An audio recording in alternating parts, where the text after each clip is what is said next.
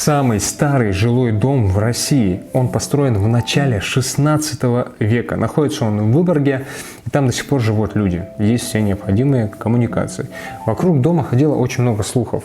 Якобы там отдыхал сам Петр I. До этого еще раньше был замок, маленький замок какой-то семьи. С виду прям настоящее средневековье, и эти стены из валунов очень круто смотрятся. Несомненно, это часть нашей богатой истории, и квартира в этом доме, кстати, недавно продавалась. Купили бы себе такую квартиру? Ну а если вы предпочитаете современное жилье, то я нахожу для вас самые выгодные и классные квартиры, апартаменты и коммерческие помещения в новостройках Санкт-Петербурга. Поэтому, если вы находитесь в поисках своей квартиры либо коммерции, можете всегда написать мне. Ссылка в шапке профиля, все контакты там же.